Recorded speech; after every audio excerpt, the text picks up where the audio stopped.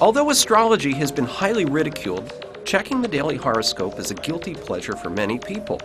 In fact, horoscopes are often the most read items in newspapers, and sun sign astrology is a multi-billion-dollar industry.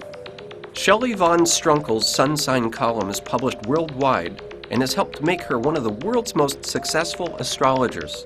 Okay, so why bother with astrology? It's interesting to read it in the newspaper, and you may have a moment's thought about it.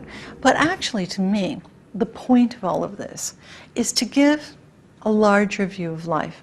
Astrology is actually the study of the cycles of nature and the study of individual characters, the 12 archetypes we call the star signs, placed against those cycles. Everyone tends to start out wanting to know about me.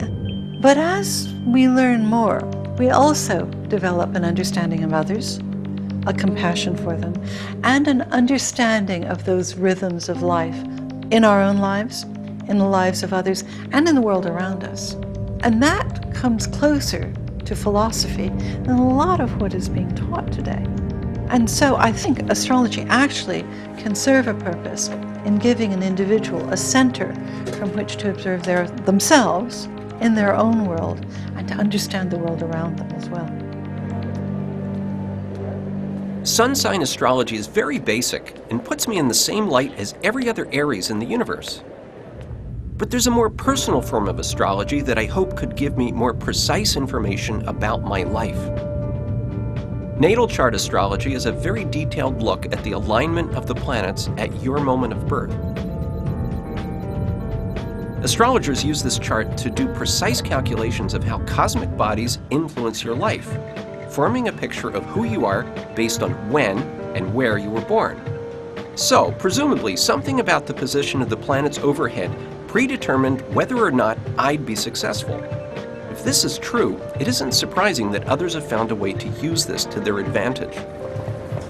In the high-stakes game of business, institutions such as banks, investment funds, and retailers are secretive about their use of astrology. But one business owner doesn't mind talking to me.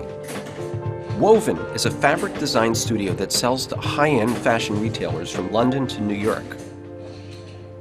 I mean, we work with something called astrocartography, where the astrologer can actually draw a map of the world that aligns with either a personal chart or the chart of the business. And then from that, they can predict certain areas in the world where your business will be stronger.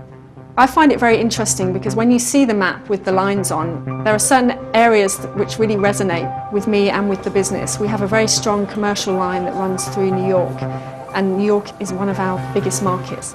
We use the astrologer to give us an overview of the forthcoming season. So for us, it's a much newer way of looking at fashion cycles.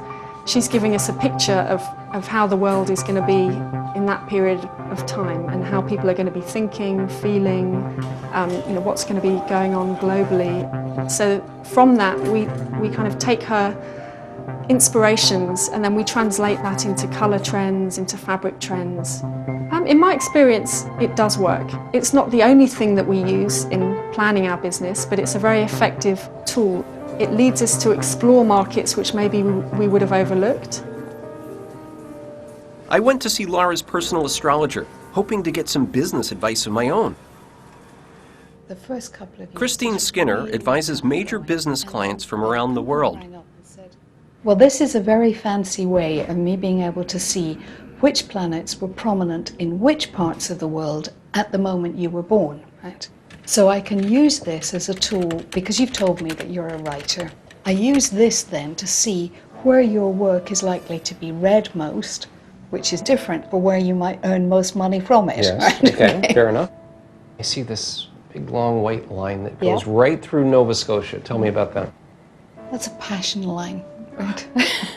Amongst other things, right?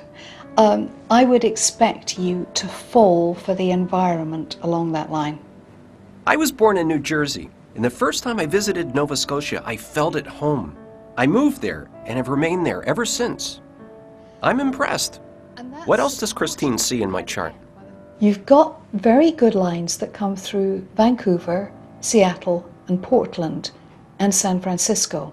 This is a place where your work would probably carry even after you've left this mortal coil. This is where you've left. Okay, all There's right. a potential for legacy here. Right? I like it. I don't know. You know, I mean, it's way out there, right? Something happening, what, 100,000 light years away from where I'm standing here above the city of London.